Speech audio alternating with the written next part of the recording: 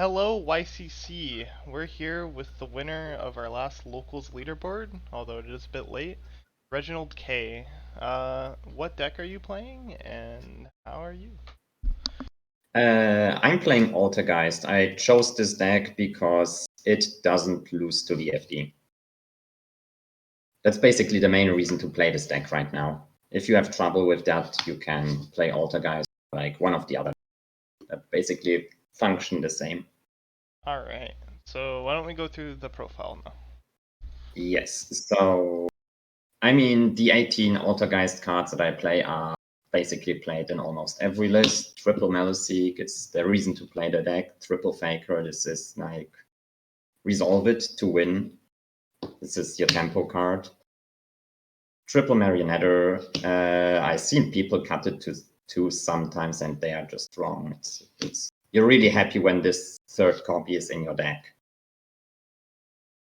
Double Soak, 1 is not enough, 3 is too much, and it is a Garnet, but you really need the 2. You're not playing a second Garnet because you're afraid to draw it. You're playing the second because you're actually burn through the first one and still need another one. 1 Conquery, this is like, you can search it, but you just play it because you don't have access to any better monsters. There are a lot of Altergeist support cards, but it's an anime deck, so 80% of that is really bad. Until we get like the new support, but for now we don't have it. Triple Spoofing, this card is amazing. Especially in the control matchup, manipulating the game state, manipulating the board by shuffling it back as a cost is really strong. Double Protocol and 1 Manifestation. I've seen people play 2 Manifestation, and this card is kind of a brick if you don't have the other names to back it up. Right, because it doesn't do much on its own. Yes, you can't even flip it if you don't have anything in your graveyard, which makes it especially painful. Like you can with Protocol, but not with this card. Yeah. Anyways, on to the next. I don't know how you have this set up, so do you just have this set up? I have the pots next. I play Triple Extravagance. I played this card before Prosperity came out. I think I will switch it in future for Prosperity. I intend on ordering that. And for the other pot, we run 3 Pot of Duality because the not special summoning thing is not as bad if you don't play the How Quiver Breaks engine, which, yeah, I don't play it. I just don't see it necessary. And having 3 of those just gives you so much more consistency because this deck is known for being inconsistent. So having any mean to fix that is just really, really good. Right. So if people are on a budget, they could opt for Extravagance over Prosperity, right? Yeah. I mean, Prosperity is just the objectively better choice in 95% of the decks, but in this deck, like, Extrav is like really not that bad. Alright. It's just a really minor improvement, the Prosperity. Then the hand traps, we have Triple Ash Blossom. Alright. I mean, Gold basically standard in every format, pretty much. Just like yeah. And newest edition, I changed this deck basically weekly, is Triple Dimension Shifter. I was playing Triple DD Crow before that, but it's not as strong. The DD Crow was mainly because of Drytron in here, and then it is only a 1-for-1, so I just recently decided to play the Shifter instead because it's just such a powerful card. So Especially the idea is when that Shifter doesn't conflict with your own engine as much as others? Cool. Yeah, exactly. Like Pot of Duality, it's the same. During your first turn, you don't do much except set up a board, and then you play during your opponent's turn mostly, because it's our main. Yeah. Especially when I start playing Prosperity, that will be a much better choice because then you don't extract into this. You can Prosperity not pick this card. Right. And also, like, one of the best hand traps, this is Many people say this is not good in the format, but the only time it is not good is against Virtual World specifically. In any other matchup and case, this is just a fantastic hand trap. And even the North American Remote Duel Invitational second place, Virtual World, was playing this card in the side deck because it's just really good, except against the VFD, right? Right. And this deck really doesn't struggle against the VFD. So I never lost a single match against Virtual World, I think. So also it obviously triggers Faker. Yeah. You have to play it. The classic trigger faker. One copy of Imperial Order, because this card is sadly not at 3. Its mainly purpose is to negate Harpy's Feather Duster, Twin Twister, Cosmic Cyclone, and so on. But it also neuters half of the opponent's deck, which is really, really nice. Right. Then we have Triple Solemn Strike, which I think this might just be the worst card in the entire deck. Many people say, oh, this card or that card is so good because they come up with anecdotal evidence saying, I won because of Crackdown one game, and that means Crackdown is good, which it really is not. You just were in a situation where any form of disruption would win you the game. And there are a lot of cases where you have Solemn Strike and think, damn, I wish this was like literally anything else. So, but is Solemn Strike still the best you could have there, or are you thinking of cutting it? I mean, I don't find anything else I could put in there instead. So it's like the best, it's like the least worst of the other options you have. Like, I would so much prefer Ice Dragon's Prison if it didn't conflict with Baker. You can't proactively flip it and such. So yeah, that's the entire list, as you've seen with the many hand traps, is just you avoid the back row removal by not putting so much commitment to the board.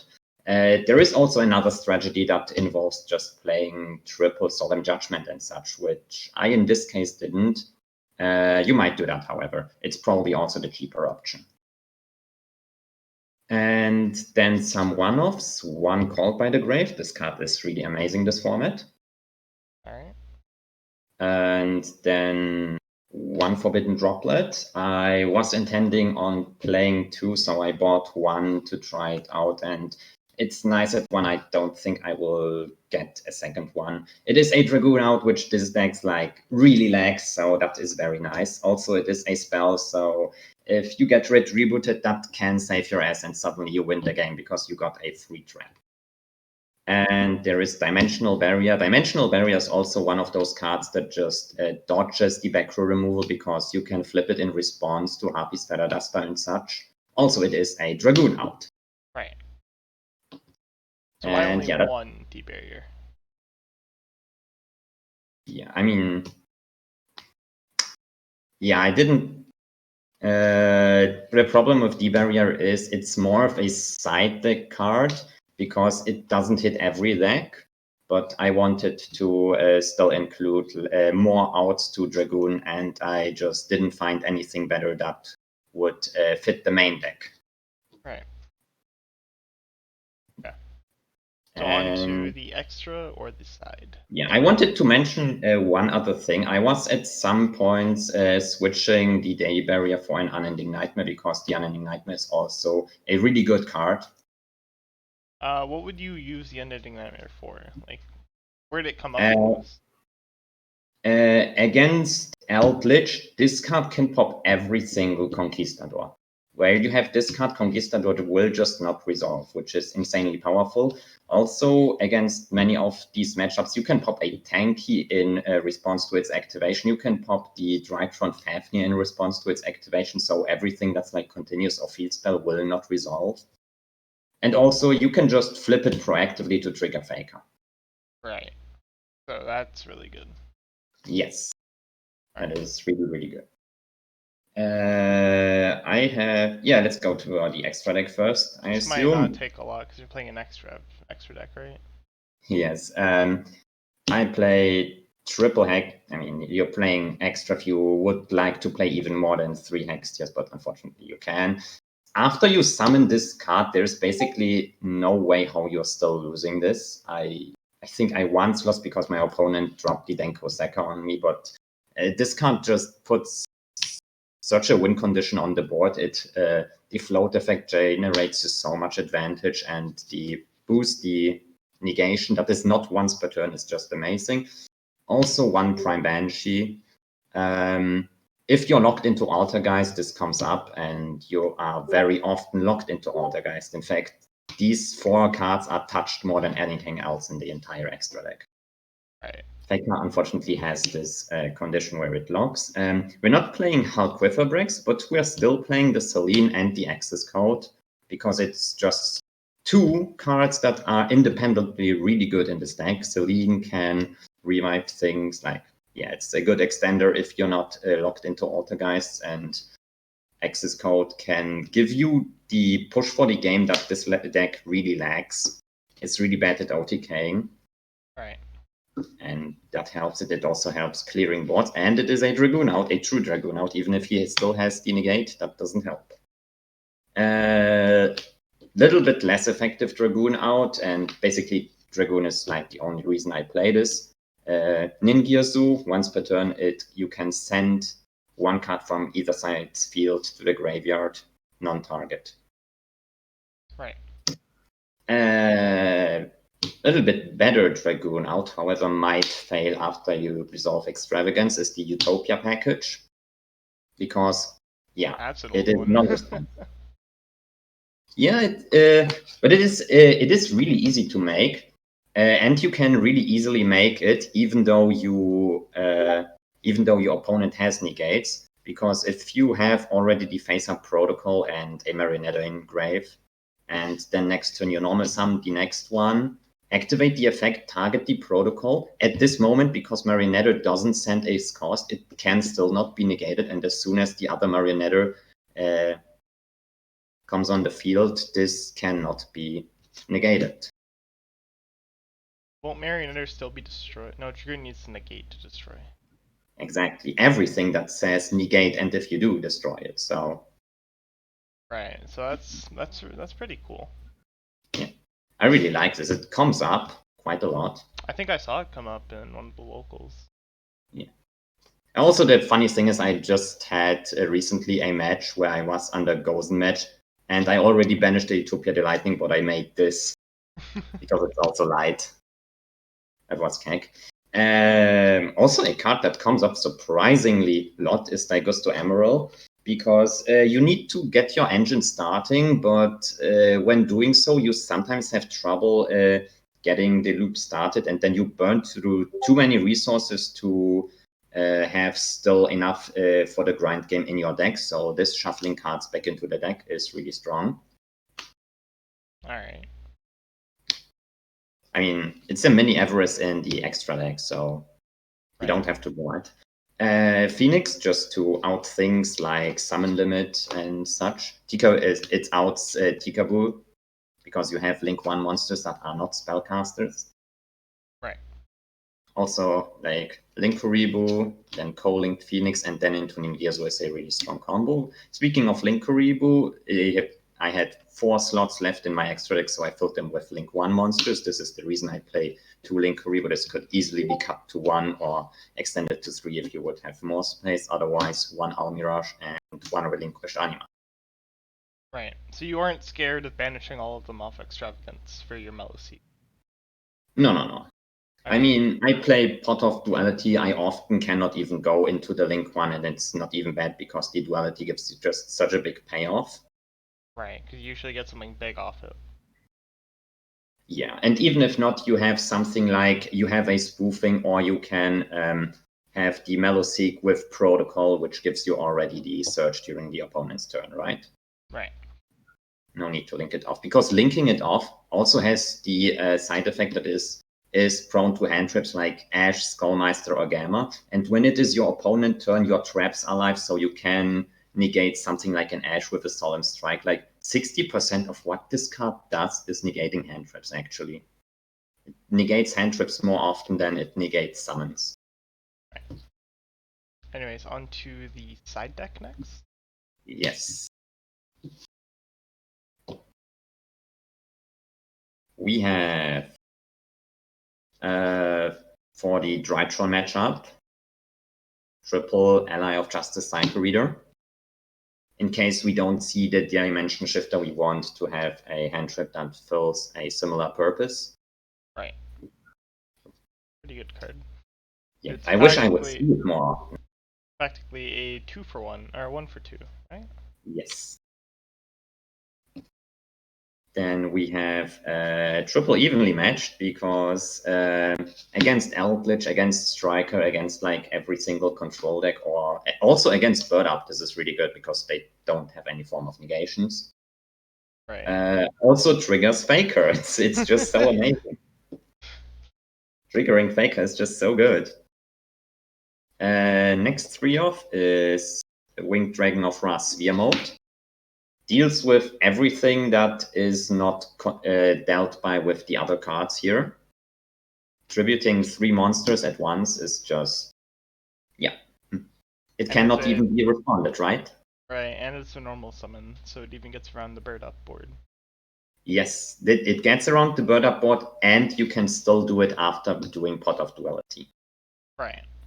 Because people will see Duality, they think, oh, I'm Kaiju safe, and then you drop this boy after you excavated him.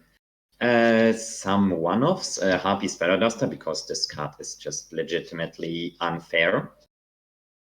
Right, potentially 1 for 5 in some matchups. Yeah.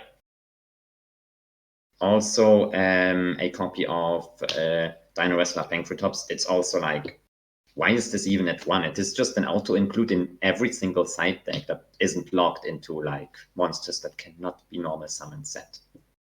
It forces out a lot of interaction. Yes, it's mostly a 2-for-1. Let's be honest. It's mostly a 1-for-2. Sorry. Yes. Sometimes it's even more than that, so it's really strong. One Gadala, it's the Wind Kaiju, so it works against the Bird Up deck. Also, Kaiju in Altergeist is just has the nice interaction where you can Silk bounce it back to your own hand, and then you can drop it again, and again, and again. So do you only play 1 because you play the 3 sphere mode? Yes, for once, and also playing multiples breaks you a lot. Actually, I was playing 2, and I bricked a surprising amount on both of them. You have other Dragoon outs, you have other outs to bigger boards, so right. Yeah. And for the last playset, it is I always include one playset that plays around the mass removal, and this time it is Inspector Border. Inspector It is Border. like, yes, it is like the only floodgate that I play, and even if your opponent has Harpy, Duster, or Lightning Storm, or Evenly, because he sided it in, he will most likely side out these things like Dark Ruler more or Droplet against you. So this card, especially after siding, can just instantly win you the game. Right, because people don't really expect it, right? Yes, and also it is not hit by Twin Twister or Cosmic Cyclone, right? This is a instant win condition that just the opponent has a really hard voting. Right. And if your opponent sides in cards like Dark Ruler no more and such, they might come up really, really dead. So they're probably not doing that. It's smarter for them to side those cards out. And this card complicates this a whole lot. Right. Anyways, thanks for the deck profile. Yep. He is the winner of a leaderboard that we host for our locals every month. You can check that out in the Discord, which is in the description. It's really nice having you here. And Thank I'll you. see It's you nice later. being here. Bye. Bye.